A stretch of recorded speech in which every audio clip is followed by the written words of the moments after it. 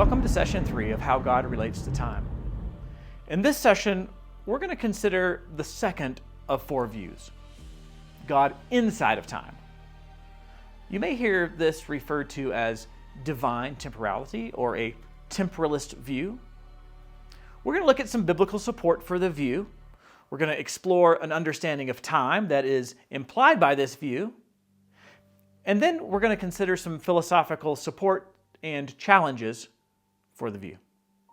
The strongest biblical evidence for this view comes through the stories Scripture tells about God. The stories tell accounts of God interacting in a sequential way. God created in the past. In fact, Genesis 1 depicted an order of creation in a succession of creative acts. God talks to Adam, talks to Noah, Abraham, and many others in often what seems to be a conversational way. Individuals pray, God responds, God becomes angry, God makes promises that later He fulfills, God acts at one time and then changes His actions at another time. The main character, in fact, of the entire Bible is God. Right? The Bible is a story about God. Now, if a character has a story, then they necessarily experience sequence, so their argument goes. And this would be evidence of God in time. Or one may say God is temporal. In fact, the Bible passages that many use to demonstrate timelessness may not be evidence of that view at all. Let's look back at some of them we explored before. Psalm 90, verse 2. Before the mountains were brought forth, or ever you had formed the earth and the world, from everlasting to everlasting, you are God. Notice the word before.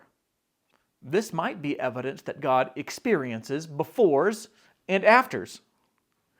Malachi 3:6, for the Lord does not change.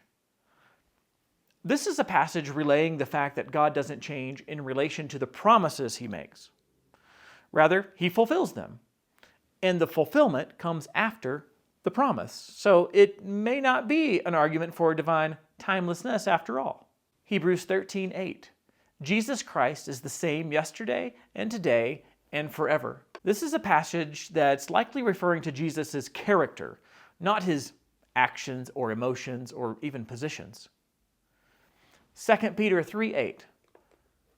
But do not overlook this one fact, beloved, that with the Lord 1 day is as 1,000 years, and 1,000 years is as 1 day. This passage simply indicates that a being that will always exist has a different perspective on what a long time is or what a short time is. And so to say 1,000 years, well, that's like 1 day for somebody who will always have another day. So typically, a temporalist will say that although the predominant classical view has been divine timelessness, that's not what you get when you read the Bible. Sometimes the claim is that the influence of classical theism in general, like highly influenced by Greek philosophy, has been the main driving force for the outside of time claim.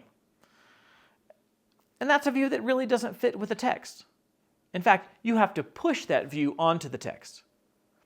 A temporalist view is what naturally flows from the text, one might argue. Now, this doesn't mean that the temporality view or the temporalist view is divorced from philosophy by any means. Okay, so we're not just saying because it comes from Greek philosophy, that one's bad, because this one involves philosophy too. In fact, in addition to the argument from that straightforward reading of Scripture, there are reasonable arguments for this particular view of God in time. This view trades on a dynamic view of time rather than a static view. The dynamic view is commonly referred to as the A theory of time. Remember, the static view thinks of all moments of time existing equally, like a collection of moments on a timeline, all existing at once. Well, the A theory says that only the present is uniquely real. The past no longer exists. The future does not yet exist. Time is moving. Time is fleeting. It's genuinely passing. There is only now. It's not just an our perspective kind of thing, but now is all that exists. And because now only exists, this is what God experiences. There is a now for God. In fact, there was a yesterday for God, and there will be a tomorrow. And since God has a history, God is in time. Well, this view explains God's relationship to his creation really well. He genuinely responds to events, to prayers. We can say legitimately God did create at a time in the past. God did incarnate. Jesus was crucified on the cross. He will return to judge in the future. We could say God experiences emotions as reactions to events in real time. It's not some sort of eternal static happening or extension of God into what we perceive as time. Rather, God has a genuine and dynamic relationship with humanity and the rest of creation. Some temporalists would argue that if God is omniscient, then he has to know now. He has to know tensed facts. Otherwise, he's lacking in something. He knows that something happened in the past, for example, but on the B theory, the previous one, he can only know when something happens in relation to something else, before or after. He would be able to say, like, event A happened before or after at the same time as event B, but he could never say that it happened yesterday or it will happen tomorrow. From his perspective, everything just is. So the arguments in favor of a perfect, simple, and immutable God proposed by Greek philosophy may go too far, as some of the views, or the way they are defined, may mischaracterize the God of the Bible. Just because God has new experience doesn't mean he gains anything new that adds to his perfection. Nor does it mean that God's nature changes. Maybe that's more what immutability is. It doesn't mean that God has to gain any propositional knowledge, even if he does gain experiential knowledge, and maybe that's enough to qualify for omniscience. So maybe there's no reason to force God into these man-made ideas that go further than what Scripture intended to, the temporalist might argue. Finally, a strong argument for this view is that it makes sense out of true human freedom. You've come to fight as three men. And three men you are. It's not just that God can predict what you will do and thereby know it. He knows the future in virtue of it always being in existence. He simply beholds it like he beholds every other part of the story that is set before him that he created.